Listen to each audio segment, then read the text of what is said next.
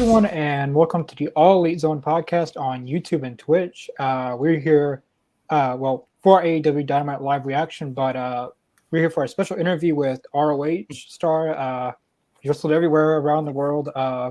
Tony Deppen. He's been in a lot of great technical matches or pure matches, I guess. But he's been all across the world. It's great having you on, Tony.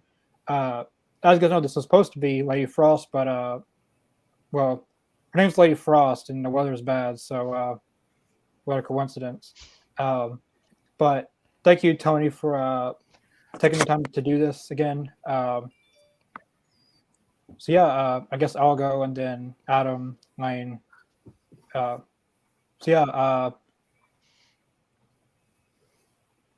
So my first question is, how did you get into wrestling? Like, this is probably a very simple question first off the bat, but how did you get into wrestling? So let's see here. I've been watching wrestling since I may have been watching wrestling a little bit earlier, but my earliest recollection was probably 91 because I was 3 years old and my dad would take me to shows when WWF would run legit high school gymnasiums, like before they started being what they are now. So my dad took me to the local high school. We saw that show. I really don't remember much other than Jim Duggan was leaving the building and we were driving and he was in the middle of the road and my brother honked the horn at him and Jim Duggan shot the nastiest stare ever. So but that's the earliest time the memory I had wrestling. And then over time, what? Yeah, really? Yeah, it was something like this. That's the only thing I remember from the show at all. I don't know why it's the only thing, but I just pictured Duggan's face shooting back that stare. So, but other than that, a lot of it was just watching wrestling over time and, growing up at because I'm a product of the Attitude Era where everyone and anyone was watching wrestling. You'd go into high school or you go into the elementary class the next day and everyone's like, yo, did you watch Raw last night? And if you didn't, you were like, wow, what a dork.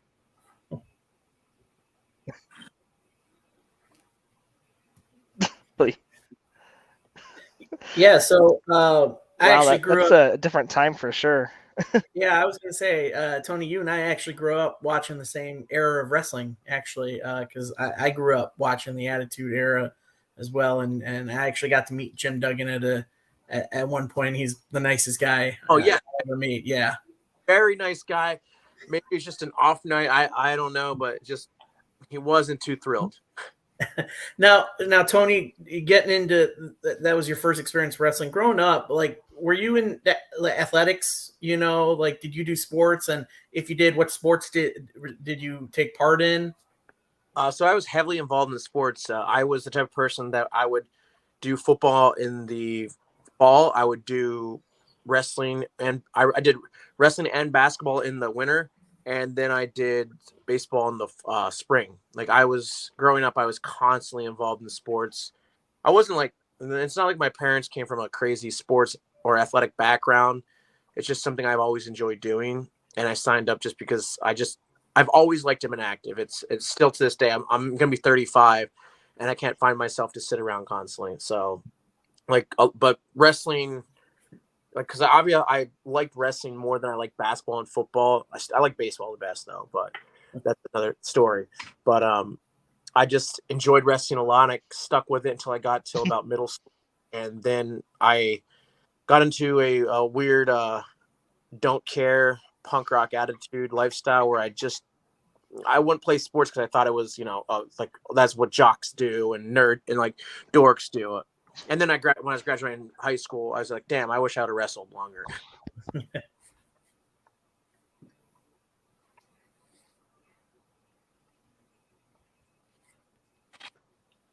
Lane, you can go now. Lane might be frozen. Then I'll just ask. Obviously, you've wrestled. Yeah, give me just 1 second. My internet's acting up again, apparently. You've wrestled a multitude of companies. And give me a second. Go ahead, Aiden. Go ahead. I'm going to restart my stuff real quick. Oh, he's fighting for his life right now. He looks like he's in a. Is it the one in the one in the white? Is that his internet screwing up? No, that's No. me. Look at Corey and those suck. No, but obviously you've wrestled at a multitude of companies: GCW, PWG, RevPro, ROH. Do you have a favorite, or you don't have to say if you don't want to, but like, what has been one of your better experiences with these companies? Well, I could go down a list of all this. So obviously, I'm gonna have the best experience with GCW. I've actually been with them since day one.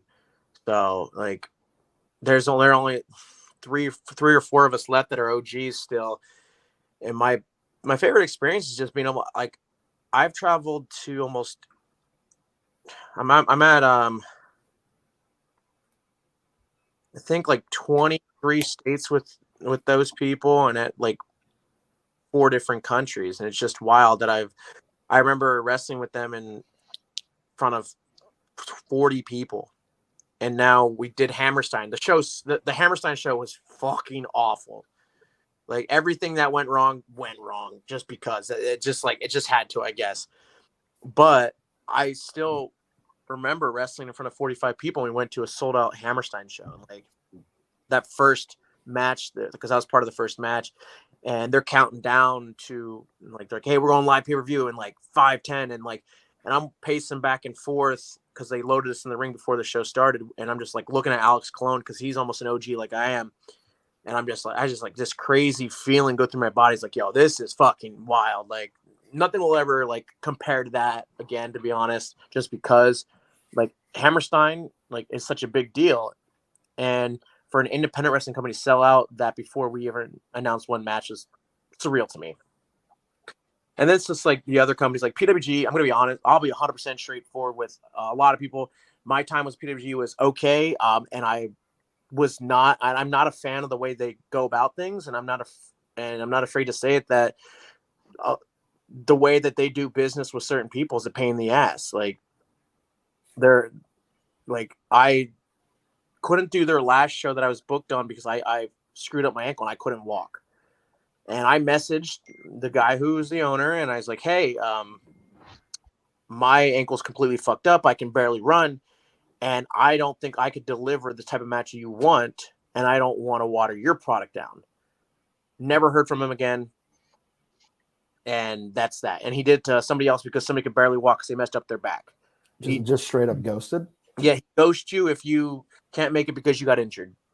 Wow, that's crazy to me. Like, and I don't really give a shit if it gets out and people hear about that. Like, I think it should be noted What? that That's people, out of your control. like, people don't care. Like, we're worried about our safety all the time. Like, most of us have outside lives of wrestling, and you're telling me that my body is like not worth like my own time to heal it. Like, you can go fuck yourself at that point. Yeah, Like, totally. I'm like, now, like, don't like, and it's not directed at, like, because I know everybody knows Excalibur's part of PWG at certain parts. It's not against him at all, because I still have a great relationship with him. He's fucking fantastic. It's just some other people. I'm just like, dude, you know what? Just the way that you do business, I don't really care. Like, I don't need it. I get paid well elsewhere. I am not struggling for bookings, that's for sure. Like, and I'm not hurting for money, which is good too. So I'm just like, okay, like, but it was cool to do. It was like, I've been watching PWG since 2006, but other than that, it was a bucket list place at that point. And like Rev Pro, I had a blast. Andy, who runs Rev Pro, it takes care of me like crazy, and I love going over there. Minus the worst part is so they're not like random independents in the States. Like, they actually run almost throughout the week, every week they have a different show. And we would run, when I was over there, we did like a Friday, a Saturday, and like a Tuesday or something like that. And the one night after the show, it was me and Nick Mac. We were driving with Andy in this van. They went to this hotel, and we were all hungry, and nothing was open. And they're like, oh, there's a McDonald's down the street. Let's just go there. And we went there, and we rolled up. There's people getting food, and we're like, sweet, they're open. Let's go. We're trying to order food. Like, yeah, our systems just went down. You guys can't order anything. Like, the most miserable experience of being there was just because I couldn't eat. Oh no! So pissed. I was like, threw it to a gas station. I got like a bag of Doritos or something, and but I just have a blast working with them, and then, like the Ring of Honor stuff. I loved my time in Ring of Honor, and that's why I'm very happy that Tony still allows me to come in and do the Ring of Honor stuff if he, if he completely wants me there when they get everything running again. But I did the first show back, which was cool. So Yeah, thank you for that insight. That was great. yeah, I don't really like. I might piss somebody off with saying it, but I honestly couldn't give a point because like they're not gonna book me at PWG anymore and again, so I don't really care. Like, plus I don't want to. I got my booking there. I did Bola. What else do I need? I don't want to win Bola. I don't want to do that tournament for the money he's going to pay me. Yeah, that's very not safe, really. Like you are eventually you have to care about a person's health and wrestling. Yeah, I some people prefer. wrestle. I get it. I completely get it. That is your prerogative. However, I have 2 kids. I have a wife, and I own a business. I'm not gonna break my ankle and then continue to wrestle on it just because, like, no, I gotta make sure that I make PWG happy. Like my health and well-being is way more important than any company, and I don't really care how anybody views that as. Yeah, for me as a fan, I care about like even with the like Adam Cole, I cared about his health more than if he ever like ever stepped foot in the ring again. But some promoters, well, I've never been to a PWG show, but from what you're saying, it's I can see like how like fast paced every match is, and want you to deliver a match like that. Yeah, when you can barely walk, and my whole reason behind pulling out was like I don't want to make your product suck, because I know PWG high standard, and that's all it was. And the fact that I didn't get a response to that and stuff like that, I was like, okay, dude. And then I found out I was never gonna be used again. I was like, okay, cool, dude. Like if that's play games, then I don't need you because you don't need me. It's simple as that.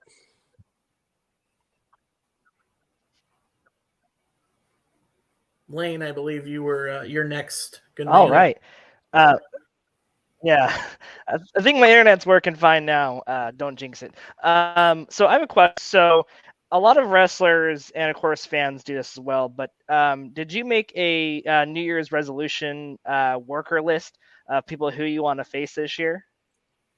I've never really done the list thing because like I'm not gonna say I'm out of sync with wrestling, that's for sure. But like I don't have my ear to the ground like I used to. Like I'd always know people and stuff like that. And I think I have more of just a bucket list of things. Like I remember making a bucket list for the indies years ago, like 8 years ago. And there are a lot of just far-fetched ideas. I'm like, they'll never happen. And I recently found the book again, and I was just going through, and I realized I never even checked anything off because I made it and put the list away. And when I went through the list, I checked off almost every single. There's like one remaining. So like I've never really done like a year-to-year basis. Like I would love to wrestle certain people. I would love to wrestle Bryan Danielson, that's for sure, because I think he's fantastic. I've already wrestled Mox, but I'd love to wrestle Mox again. Takeshita, that'd be a lot of fun to wrestle with him. Obviously, everybody would love at the current moment because of what the news that just got dropped yesterday that Kota Ibushi is now free agent. So, because I remember in 2009 he came over to the United States for King of Trios in Shikara, and he had a match. It was him, El Generico. I want to say Matt Jackson and Jigsaw. I can't remember what Jackson it was. I want to say it was Matt Jackson. Maybe no, Nick. I don't remember. One of the Jacksons. I can't remember. But they had a 4-way Shikara, King of Trios, Night 2. And I never saw or heard of Kota at the time. And I watched, and that match was the best match I've ever seen live. It was wild. The fans, like, I've never been at an indie show where the fans were reacting like that. And it, like, go watch it if you find it, or if you have seen it, you know what I'm talking about. It was just such a great fucking match. So, like, if I would ever get to wrestle him, it'd be like come full circle with me, because I just remember viewing that match and thinking, damn, like that's what I want to do. Is there any chance that could happen at a spring break this year? Listen, when I find out, I find out the matches that I have with GCW when you guys find out the matches. Unless like random, like I remember the one time I wrestled Ishimori. Fair enough. You want to wrestle Ishimori? I was like, abso-fucking-lutely. Like, but other than that, like I never find out who I'm wrestling. Do you prefer it that way with the surprise? You find out when the fans find out. Yeah, I really like the element of surprise. Like I remember when I wrestled Mox, I never like because they're like, oh, Mox is coming in, and I was like, oh, it's gonna be so and so because like I never get these matches, and I was actually in England working with Rev Pro, and I got a tag like, oh, Tony versus John Mox. I was like, fuck, they're like, that's awesome. Like, I prefer the excitement. Like they did that with me when I wrestled Masato Tanaka as well a couple years ago, because I remember saying it's like, oh, I wonder who's gonna wrestle Masato Tanaka because and then Joey was like, oh, maybe you. I was like, yeah, whatever. And then months down the road, like, oh, Tony and Masato Tanaka. I was like, that's awesome. Because I'm a big ECW fan from back in the day. Like, I used to always watch it. Watching Masato Tanaka and Mike Austin kill each other was such a great experience for me. Those chairs and table spots between those two in ECW days were some of my favorite, Tony. So I was so mad because we did the spot where he hits me, or I hit him with a chair, he hits me with a chair. And I made sure that I swung that chair as hard as I fucking could. Because, like, I want it back. And he came back with a little love tap on me. And I was just like, fuck. And like, if I'm getting CT, I'm getting CT from that guy.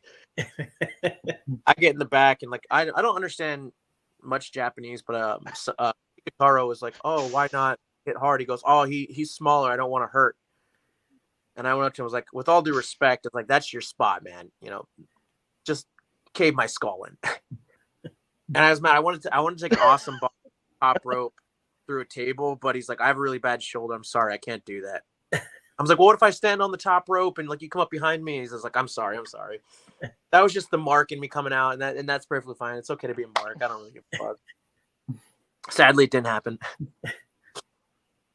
So my last question is, I believe the ROH won the Pure Championship back in 2020, I believe, right during the pandemic. Every match was in front of no fans. I just got through watching that whole series when Honor Club just relaunched, and your match against Tracy Williams, wow, that was probably one of the best matches in that whole tournament for me, I guess. So the Pure wasn't or me and Tracy was not part of the Pure. I did with PJ Matthews or PJ Black. PJ Black. I wrestled Hot Sauce for the TV title. Yes, yeah, because I watched both of them today. But you went really far in that tournament. I was first round. Oh, really? Yeah. I think a lot of people think that just because the fact is that I did go on to win the TV title like that, like there was some push. Like, so there was anyway that I was eliminated first round with PJ. Wow. Well, what was your thoughts on them bringing back the ROH Pure Championship and you being in the tournament? So at first, like, I'll be 100% honest. When I started watching indie wrestling, I was more of a CZW, IWA Mid-South guy. I like the death matches, so I always like gravitated towards that. So a lot of the Ring of Honor stuff, I didn't really, watch much growing up until like later. So I wasn't like when the Pure title came, like I knew of it and stuff like that, and like I know the history behind it. So I was like, okay, cool. Like, like it's just a little notch in my belt there. Like it's like a nostalgic thing to do. And the fact that they asked me originally, so I was supposed to be in the first tour before the pandemic shut down the world. And they're like, oh, well, we're going to have you come in, blah, blah, blah. And like at the time, the guy who was doing the booking, I can't say his name because he's redacted at the current moment and for life. He's just like, we're going to bring you in and we'll probably have you signed by July. And I was like, this is awesome. I can't wait. Because I just quit my job not too long ago before that to pursue wrestling full time. And then pandemic shuts the world down. I was like, well, there goes my chance at Ring of Honor. And then the guy that booked me, he got canceled. Or not canceled, he just got, held accountable for the bullshit that he was doing. So I was like, well, there goes my in. I'm completely fucked at the moment. So, and August rolled around and Delirious messages me because, everyone knows he's the booker now. And he's like, hey, do you still want to be part of the Pure tournament? I was like, hell yeah. I was like, this is awesome. And I went in and like, I thought the match was okay that I had with PJ. PJ wrestles on more TV style wrestling, and I love PJ. Great guy. He's just that's the style he likes wrestling. That's the first time he wrestled in a very long time as well. Like I was very fortunate because I was wrestling with GCW on outside shows, so I had ring time and I had my ring rust off compared to everybody else. But I was like, okay, that was fun. I got eliminated first round, and then I did another match. It was me, like during that taping settings, it was like me, Wheeler, and Dak Draper. Yeah. Everybody was just like, oh, that was pretty good. And then they asked me back, and I was like, oh, that's a good sign. So, and then everything just kept I just stayed there for so long, and then they closed. Yeah. So sticking with Ring of Honor, Tony, we're gonna go a sad route here. We lost probably one of the most influential tag team wrestlers, as well as influential in Ring of Honor, in Jay Briscoe, recently. And you being part of Ring of Honor, was there any point that you got to interact with the Briscoes or Jay in general with your time at Ring of Honor? Oh, absolutely. When people say that, like when you hear a lot of people online say like that their personality and like they're very friendly to people, that was no bullshit. Like I at first when we did the pure tournament, I didn't get to meet them because it was very strict on how we did the matches. Like we would do it like you would have a time slot for you to come and do your match. You would do the match and then they would bust you right back out. Like you weren't allowed to stay and watch matches. You were there for the duration of your match and that was it. So I didn't really get to see them. And then over time when so I think maybe the first time I saw it, maybe when I did Final Battle that year, just the nicest people possible.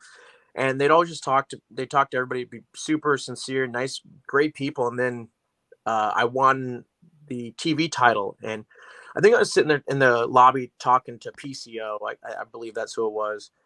And all of a sudden I hear like, oh yeah, congratulations, champ. And it's Jay. And like, that was the first time I had like a real interaction with him, and he just sat there and like congratulated me, like you deserve it, man. I'm so proud of you, and blah blah blah. I was just like, damn, it's like this is Jay Briscoe. I've been watching that dude since he was like 16 years old, and I'm just like, this guy just came like and congratulated, said he was proud of me, like that's awesome. And then over time, like they started doing GCW shows and like all that stuff, and then I forget what Ring of Honor show it was, but my son came to the first show that we had live. I think it was Best in the World. And I introduced Jay to my wife, and he's like, "Oh, hi!" And then I introduced my son, and my son was about a year at the time. And Jay sat down, and had a full blown conversation with my wife and my son for about 15, 20 minutes. And then every time I saw him on the GCW shows, he'd be like, "Oh, how's your family? How's the little one? How's your wife?" And because they would we'd fly to the same airport because they live in Delaware.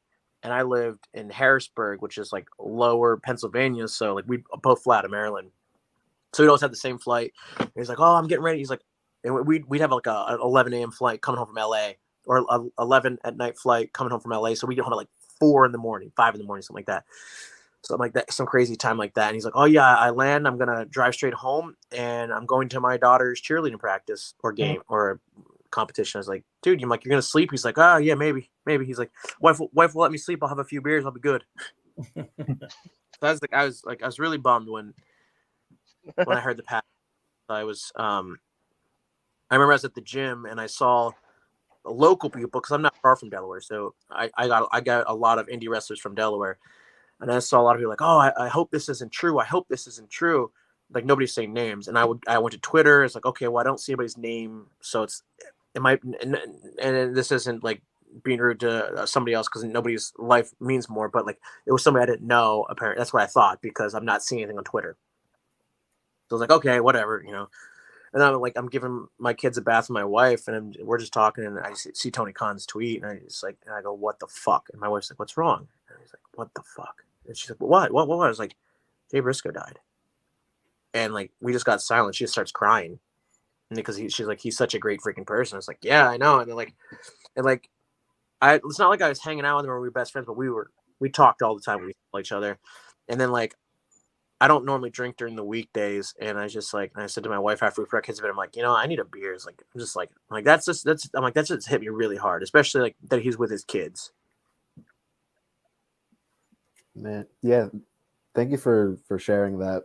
Man, you're making me tear up over here. It was a. It's nice. Like just hearing good things about people who you're gonna always perceive as good people, but it's nice to always like hear how great they were. Yeah, and it bothers me with the whole internet going after him because of comments he made over a decade ago. And, like I understand some people don't change. But the people that don't change, but they're trying to say they change just to, get back into the swing of things, like just make sure, that, to save their own ass, they have to constantly apologize in like ways that it's just like you're trying hard. But like I remember their thing about with Jay, like he when he like I'm not a religious person by any means. But I don't care what people believe in, and I respect everybody's opinion on it. But somebody was saying like, oh, when Jay asked about it, when they asked Jay about it, he's like, listen, he's like, when I made those comments years ago, he's like, I thought I was following the Lord's word. He's like, but then over time, I realized that those words that the Lord was saying was not right. And I realized he was wrong. And for somebody who is religious to admit that their God is wrong, that shows that you're changing and that you're willing to change and change your views and realize that, you fucked up. Like, it's okay to admit you fucked up. And he did it in a way, and people refuse to let him live it down. Sad. Yeah, very well said. Thank you for that. I have a quick question. Is there like a mental fatigue? You talked earlier about like a physical fatigue with your fucked up ankle. You were saying, but is there a mental fatigue to being on the road and away from family and friends for so often? Yeah, that's one of the biggest things for me, like, because I'm not signed to anything, so I'm just constantly, I have to constantly be gone, like gone 3-4 days a week, and just like, and like another big like mental fatigue thing is just like, so like I said, I was supposed to be signed to Ring of Honor when at first when they're like, oh, by July you'll be signed, and I was actually supposed to be signed there by like 3 times over the course of 2 years. They kept saying it's coming, it's coming, it's coming, and it never came, and like I'm busting. I've been doing this for 16, 17 years almost, and that happened. And I remember it was just like, or like they kept saying, you're going to sign. And then AEW started doing a lot of the dark stuff down in Orlando Jacksonville during the pandemic. And people were getting signed out of there. And people were like, oh, Tony, why don't you go to London? I was like, no, I'm dedicated to Ring of Honor. They promised me, like I'm sticking with them. I'm sticking with them because like I love Ring of Honor, because I truly did. I loved the people I was around. I loved what they're doing. Like, I just loved it. And then Ring of Honor shuts down. I'm just like, it's like, fuck, man. Like, I literally wasted the past 2.5 years of like trying to get signed, and now like I've got nothing. And like that was really demoralizing towards me. And like I just remember like thinking like, should I just stop wrestling? Because like, at the current moment, AEW had a big roster, and WWE were making cuts left and right. I'm like, yo, these people are like, they've got more star power than I do. So like, what should I do? And then like having kids and stuff like that, I'm just like, shit. Like that was a big thing. I'm like, well, did I let them down? And did I let my wife down, who pushes me very hard and supports me a lot to continue to do this? Because I'm not like some 25-year-old kid. I'm going to be 35. And I just didn't know what to do, because I remember going when all the Ring of Honor kept saying, oh, we're going to sign you. My wife and I were struggling a lot because, pandemic fully didn't like leave up and we couldn't wrestle as much. And somebody's like, oh, Ring of Honor's going to sign you. My wife's just, I'm just like, I'm like, I don't care. I'm like, I'm tired of struggling. And my wife's just like, no, just stick with this. She's like, just stick with it, please. Just, it's coming. It's like, so that, and then Ring of Honor shut down, and that just weighed in the back of my head. Is like, wow, that sucks. So like that was like really mentally draining, to the point where I'm like, should I just stop wrestling? And the only reason it was because my wife kept saying to go again, and thanks to Bryce, which I love that guy to death, because I've known Bryce for a couple years, because we're from the same area, and I did Shikara a lot, and he actually helped invest in my brewery. And the one day he asked if he could host trivia, and I was like, yeah, sure, because I was doing wrestling trivia. I was like, no problem. And we were talking. It was when AEW was getting ready to start doing dark in Philly and Baltimore and all those other places. It's like, hey, Tony, 3 months we're doing Philly and Baltimore. I was like, cool. He's like, yeah, I'm telling you for a reason. He's like, start getting stuff going again. I told my wife that, and she's like, okay, let's do it. And I just started doing them more, and now I'm continue. I just got back from dark tapings Saturday or Sunday, so I'm continuously doing it. It's being able to help me support everything and keep afloat. You're talking about Bryce Ginsburg, correct? Yes, Bryce. I love Bryce. He was on this podcast. Last year. He's a very great guy. Bryce is. Yeah, I've never had a bad. Every time I see him, he's like, "Oh, send my love to your wife and your kids," because like he knows them too. Like it's like that. He's like he always has my back, and that's what I love about him. Like he's not a person in wrestling where like I got your back, Jack, and then you ask him to get your back, and like, nah, man, I'm sorry, I'm good. Like a lot of people I do know at AEW, they do have my back. Like honestly, I'd like to say if it weren't for Mox, I probably wouldn't have done the first Ring of Honor show, because I wrestled him in July, and then I was in Detroit for GCW because it was running. Well, I was going to Detroit because GCW was running there Thursday, but this local company like, hey, we want to use you, and it'll be cheaper for us to get you here instead of flying you there and back with GCW. So they flew me in Tuesday to wrestle. So then I was like, fuck it. I'm like, I'm just gonna hit up AEW and do some extra work to get an extra payday. So I'm walking around the back, and I saw Mox. It's the first time I saw him since my match, and we're just talking. And then Tony Khan walks by, and Mox like, hey, Tony, this is Tony. And then Tony Khan's like, oh, I'm Tony too. That's funny. I'm just like, yeah, cool, whatever. And he goes, oh wait, you're Tony Deppen. Yeah. Like, oh, well, he's like, I kind of want to. I'm doing this Ring of Honor thing. You heard about it, right? I was like, yeah. He's like, would you like to be part of it? And I was like, absolutely. He's like, okay, get with so and so, and we'll set something up. So if Mox didn't introduce me to him, I probably wouldn't have been on the first Ring of Honor show. Crazy how like your connections really make a difference in wrestling. That's awesome to see that. You wrestle Moxley and then you meet Tony Khan and get involved with that. That's awesome. Yeah. When you're when you're doing like the dark tape, sorry. No, I was just saying it's probably based off my I'm personality. so sorry. Like they like me or something. You have a very driven personality, just at least from just the little bit we've been talking. So how is it like starting your own business and like starting your brewery? How does that how do you balance that with wrestling? Like how does those two come together? So my buddies and I were homebrewing in like 2017, 2018. And we're just doing a lot of homebrew competitions, and we're doing very well and in placing them and such. So we would do festivals, and we were like, when are you guys opening? And we're like, oh. And my friend got super drunk one night. He's like, yo, I applied for a man. I was like, okay. I was like, let's do this.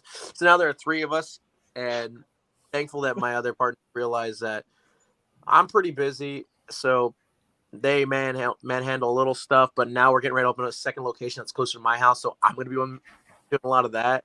And I really couldn't tell you how I can juggle any of it. I'm a person that doesn't need a lot of sleep, and I like to be active. So follow up with that with your Well, brewery. congrats on the second location. What's your go-to? Are you like a stout guy? Are you an IPA? Like, what's your taste? I used to I still like IPA, but before we opened, I was just like, I would drink IPAs all the time. And then after we opened, my one buddy that owns in the brewery, he's like, hey, one day when you open, you guys like we just drink pilsners and lagers now. I was like, oh my god, you guys sound so pretentious now saying that. Like, oh, the cool stuff's not in. And we open, and I'm just like, give me the pilsner or lager. I still like IPAs. I'll drink everything and anything, but I normally go towards a lager or a pilsner or a lighter beer.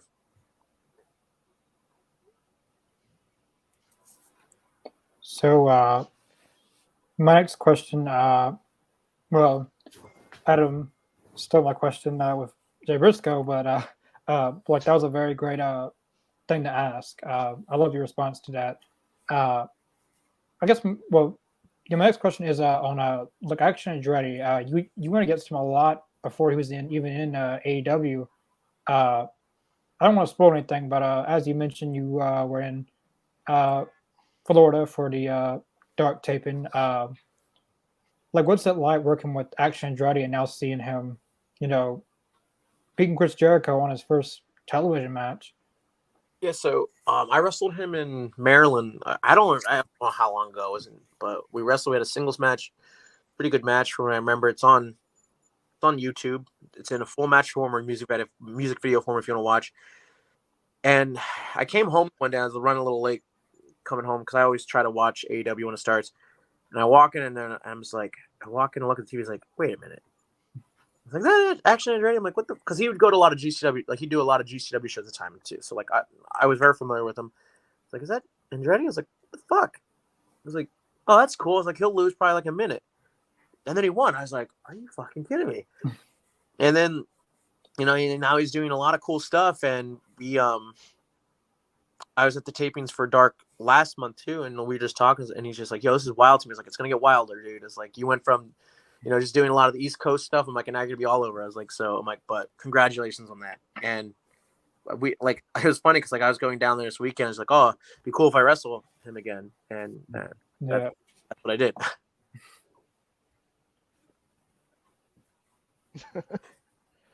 Is it cool if I take the next question? Yeah, go ahead, Aiden. So earlier bro. you said that before you had kind of gravitated towards deathmatch wrestling. You talked about CC. Oh my gosh, I cannot talk right now.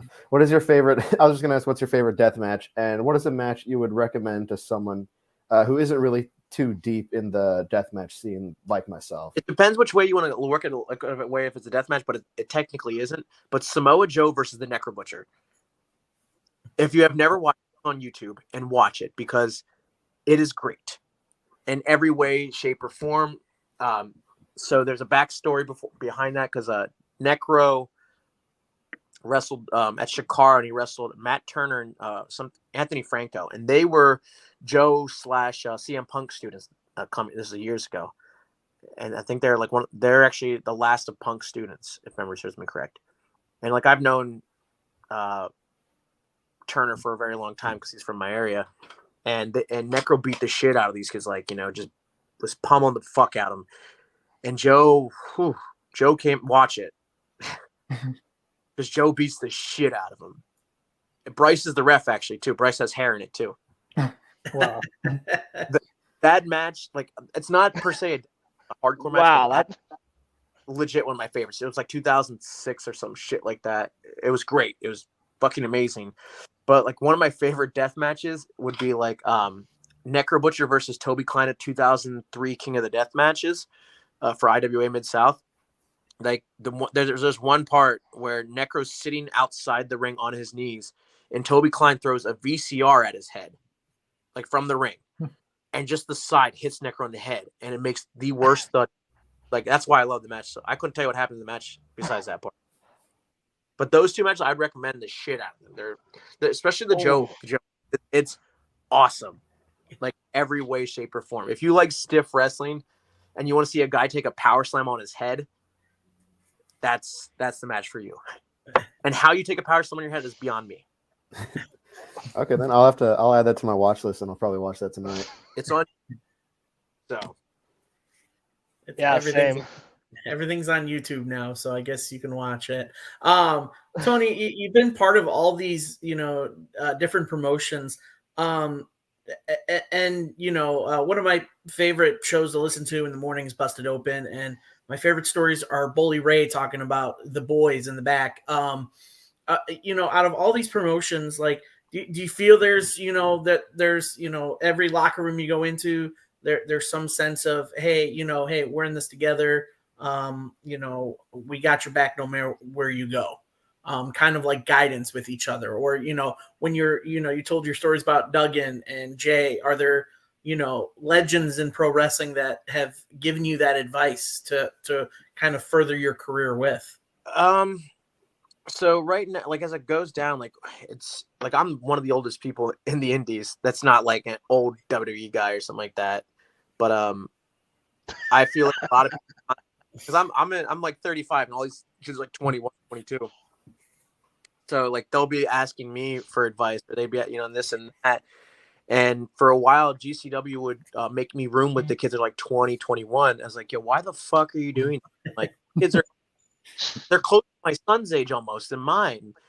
like, what the hell? And they're like, well, we're doing that because, like, you could look after and make sure nothing happens. I was like, I get that. And like, I remember, because you were saying about, like, somebody offered me advice about something. I remember I was posting something on Twitter, and Chris Hero messages me, and he goes, Tony, don't be saying that shit. He's like, I get why you said it. He's like, but look at it this way. He's like, right now you're one of the leaders in the independent wrestling scene and the locker room. He's like, so these kids are going to look up to you and what you post, and they're going to see that it's okay to post that, and they're going to continue to be like that, and it's going to put wrestling in a very bad thing. He's like, can you please delete that and don't say stuff like that? And it wasn't anything derogatory. It was just like, it was like my view on wrestling or something like that. And I was like, okay, like, I wish I could remember what it was, but he's like, just be a leader. And now there'll be times I see somebody post something and I'll reach out to them. It's like, hey man, like, don't post that. Like, people are going to look up to you about that, and they're going to start following that type of situation, and it's going to make things way worse. And they're like, oh, I get what you're saying. So, like, I'm more mindful now. And, like, if I'm posting, like, just my opinion on wrestling and stuff, just because I'm like, okay, I don't want to be one of those guys that get over online because, like, I haven't blocked, but like Vince Russo and Disco and Jim Cornette, like, I don't care. Like, I'm not gonna be one of those guys. Like, I hate those people that have to constantly, like, interject themselves into that just to cause some bullshit so they can get people to talk about them. I don't want to do that. I want to wrestle and have fun and enjoy my time while I can, and make money. And a quick follow-up question, if that's I wish okay. a lot of people.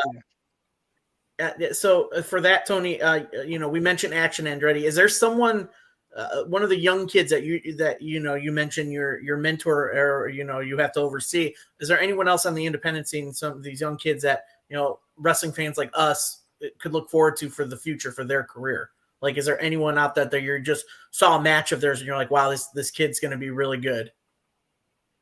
There's a lot. As the problem is, like, so, like, we have our finger on every single drop of wrestling. Like, we can get it anywhere at the drop of a hat. So everybody's seen everything almost, and, like, it's hard to say because, like I said, we already know, and everybody, like, with gifts that go viral quick, and, like, kids starting it so young. Like, I really like Jordan Oliver, and I wish somebody would give him the respect that he deserves, because he's got himself in phenomenal shape. He cares about wrestling, and he's only 21, I think, something like that. And he constantly wants to get better. He's always, like, him and I always discuss, like, he'll watch my match and I'll watch his match, or we'll tell each other the way our match is going to go, and we'd be like, oh, that sounds great. That sounds great. Or that may not sound great. Like, I wish more people had a mindset of Jordan there. He just, like, even if he's not going to get signed, if he doesn't get signed in some point of his life, then it's bullshit. But if he doesn't get signed, he still wants to be the best he possibly can be. But I don't know any wrestlers that really stand out in my head like, wow, like, he's going to be a force to be reckoned with, because every single time I've made that suggestion, it ended up happening to people. And, like, I'm very happy that happened. Like, I'd say to Brett, like, I remember years ago, I wrestled Lee Moriarty in a random Pennsylvania town. And I was like, yo, Brett, I was like, you need to bring Lee Moriarty to GCW. He's just like, just pretty much no-sold me. And then he had a really good match with Alex Shelley, AIW. And then Brett's like, oh, yeah, I'm going to bring him in. I was like, yeah, I only kind of said that, like, how long ago? So I've seen Wow, that's a comment. small world. So, this last comment by Ethan. If you chose a OG ECW guy, I'm assuming, to go against in their prime, who would it be? Oh, probably because I fucking love this guy so much, Jerry Lynn. If I ever heard anybody say anything bad about Jerry Lynn, I'm fighting you on Ooh, the that spot. would be a good match. I fucking love Jerry Lynn. He is the nicest human being in the world. Like, my brother's favorite wrestler was Lynn. And I remember meeting Jerry for the first time. And he came to GCW in Chicago because AEW was there too. And he's like, comes up and starts talking to me. And he has a little booklet. Like, he was, like, writing down notes of the match. And we were just talking, and I was like, hey, you're my brother's favorite wrestler. Can I, like, get a picture with you and, like, send it to him? He's like, I'm your brother's favorite wrestler out of everyone? I was like, yeah. He's like, hey, I'll tell you what. He's like, give me your phone number. He's like, when your brother's birthday comes up, he's like, I'll call your brother and wish him happy. And Jerry's been last weekend. Jerry was my coach for all weekend of wrestling, and I was very happy with the advice he gave me, and I couldn't be more happy to actually be able to learn from him because I think he was always one of the best, and the fact is that he's just a freaking great person. So Jake, humble. That's so awesome to hear. Tony rules. Thanks for watching, Jake. And I guess Tony does rule. I definitely recommend going and seeing Tony Deppen's matches. As Adam said, it's all over YouTube. So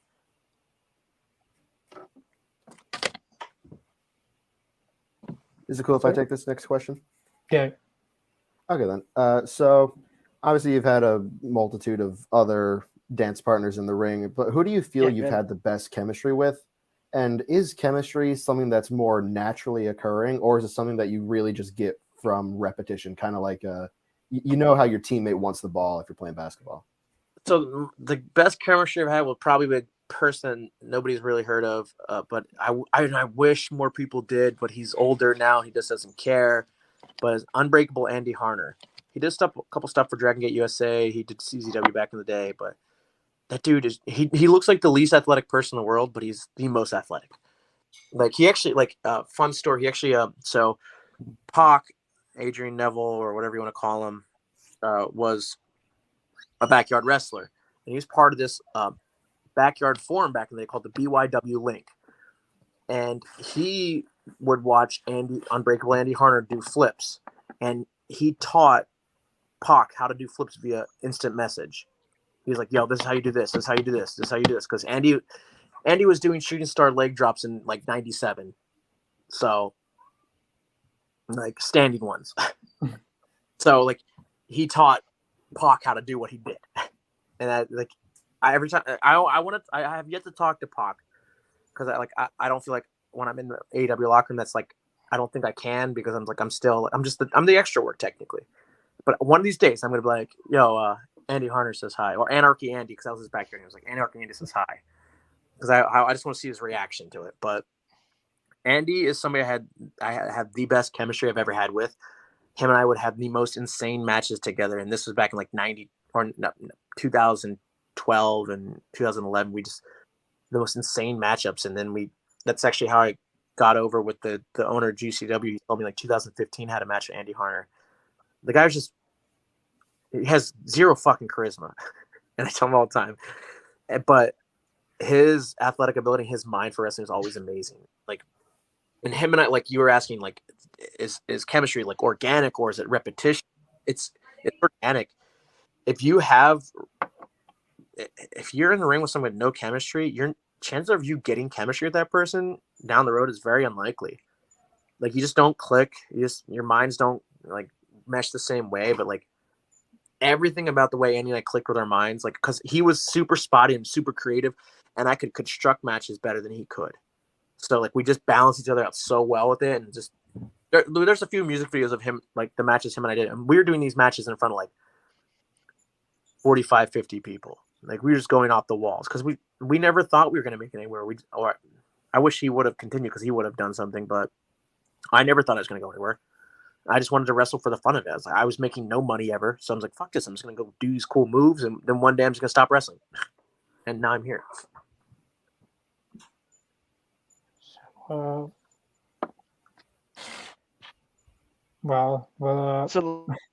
I once seen two wrestlers fight after get done with this one. Ethan says, I once seen two wrestlers fight after a PWG show after the show over a lady. Hopefully it wasn't Sunny.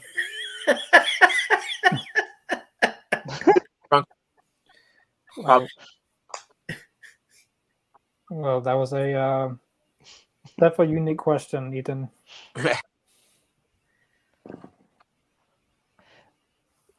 So when you're on the road and you pull up to a gas station or a truck stop, what is your go-to snack? Like, what is your go-to snack combination? Flamin' Hot Chews. I eat that shit for breakfast. I got my son into only 2. And obviously, like, I don't Bang Bangs taste like ass, but like C4 energy drinks. But like I try to eat pretty good to begin with, like because I have bad tendencies of drinking a lot of beer. So like I try to factor in that, and I eat healthy and drink bad. Is that the trade-off of running a brewery? Same here. It is a big trade-off. You're like, you have all this access to beer at any given time. Like, well, I'm gonna drink a lot of this, but I managed to stay in shape, so I'm not complaining. So yeah, Do you have a wrestling named beer at your brewery? So we have a few. We had a Jushin Oh, Thunder sorry, I was Lager, asking. Do you have like a name here. We had Jushin Thunder Lager. So sexual chocolate, Mark Henry. I like that one. I know we've had a few. I know we have a few other ones in the work. Oh, we did the Mega Sours Collide instead of Mega Powers Collide. Explode. From WrestleMania 5, the best WrestleMania ever. We have a lot. My friend and I have a list of wrestling beer names that we're just like, okay, we're like, it has to be right to use it. Like, we're just like, okay, we won't use this one right now. We'll use it down the road. Does that sexual chocolate beer come with a hand koozie? I wish. Probably one of the worst storylines I've ever seen in pro wrestling was birth to a hand. So Bryce, because Bryce called the Bryce Bright. So, well, yeah, it's a tail end for Dynamite.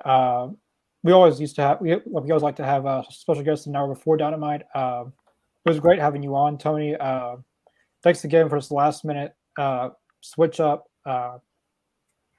But we got to talk about a lot of different things. But I guess I'll go for one more question for to close this out. I seen a clip today that you did a tornado DDT off of a minivan.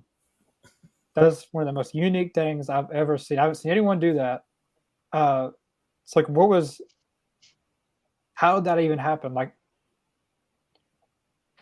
that was through On Point Wrestling, and yeah, I just it was the one wrestler's van, the cameraman's van. I was joking about it. He's just like, yeah, you could do that. I was like, okay, cool. And I actually had the ref drive the van. Had a lot of people. I got a lot of like, you didn't make a wrestler look so fucking stupid. The ref's driving the van. I was like, first of all, like when you think about it, wrestling's kind of weird to begin with. Like, so you're telling me that I could grab a guy by the arm and throw him into the ropes? Where does that make sense? Come on. A lot of wrestling doesn't make sense, but you just got to enjoy it. Shut off that filter in your brain and shut the fuck up. Like, I know the ins and outs of wrestling because I've been doing it for so long. I can watch stuff that, like, I'm like, okay, that's not right. That's not right. But guess what? I'm not going to enjoy wrestling. I shut it off in my brain. I just enjoy it. Like, too many, like, and nothing against, like, y'all, like, but so many fans, like, think that they know every in and out working, and they just want to constantly overly critique it instead of enjoying it. Just enjoy it. Why are you critiquing it? You don't watch movies and be like, well, maybe if the actor would have done this or the actor did this wrong. Shut up. You don't know what acting is because I don't even know what acting is. Like, the people know that the best are the people that are getting paid lots of money to do it. Just enjoy it. Like, there's no reason to be that way. I never understood it. And honestly, Tony, I think that's the best way you put it because I've said numerous times with everybody here that wrestling fans are just, when they get online, it's toxic, and there's bickering, and they can't just enjoy the product. No, and how you just summed it up sums it up completely. What I've been trying to get across on this podcast and to everybody is enjoy the product. I mean, it doesn't matter what product you watch, enjoy it. Don't critique it. I mean, because you guys also have lives, and you guys are there to just entertain people and literally put your bodies on the line. Yeah. And like a lot of people are just like, I always feel like, oh, I love professional wrestling. I love professional wrestling. And then you see them like, well, I hope AEW fails. Why? You don't love wrestling then. Yeah. that makes no sense to me. Like, I truly don't get it. Like, for a while, there was times where I was over analyzing everything and somebody doing it. I was finding myself extremely burnt out about wrestling. And now I just shut it off in my brain. I was like, I'm just going to enjoy this. Like, I don't see the point of it anymore. Like, it's going to make me not love wrestling anymore. And if you just want to watch something to critique it, then fucking either get into the wrestling business or fucking do something productive with it. I don't know. Like, go to wrestling school. Find out that you might be wrong. Yeah. I truly don't get it. Like, just enjoy the product and shut the fuck up. Like, you can say, yeah, I didn't like that. But Amen, brother. Amen. Testify. They did this. No, you're just like, oh, I personally didn't like that because guess what? I don't like fucking blue cheese on my wings, but my wife does. I like ranch. I don't think she's a heathen for it. But I'm just like, okay, not what I like. It's easy. I don't watch Harry Potter movies because I don't like Harry Potter. It's quite simple. It's a crazy concept, I guess, for some people, but I don't know. Maybe I'm just because I'm older. You are spitting ranch is better I than blue agree with cheese. you on I'll that, stand though. by that. I'm a ranch person. I actually have wings. My wife went and got me wings because we got kicked out of that wing place because my kids were involved. She got me downstairs, and I'm going to eat some ranch on my Oh no. with celery. Well, With celery. yeah, the last part, because that was the best part of the whole entire thing. I feel like myself, I've gotten burnt out with wrestling a little bit. I have refereed in the past. I still do off and on. A lot of people, I guess, fans who haven't really, been in a wrestling environment or anything, they think that they felt that they've been involved, but really they've just been watching from home or, just. I think since they watch so much, they know ins and out. Like, I've watched thousands of hours of movies. I don't know shit about it. I don't know. I couldn't tell you a good actor from bad actor.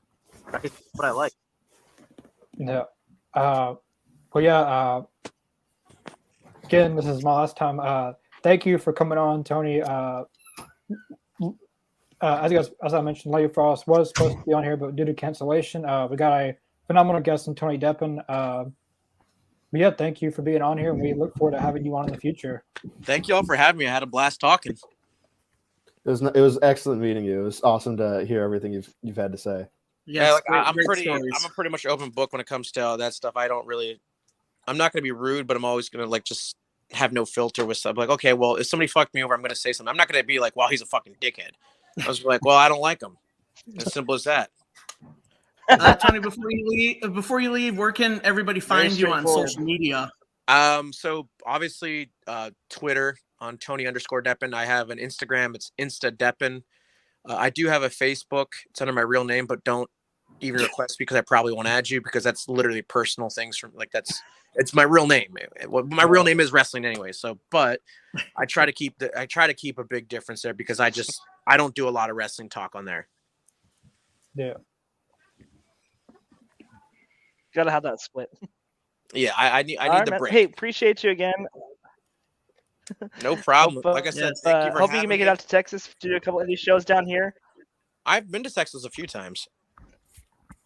Dallas, mainly. Yeah.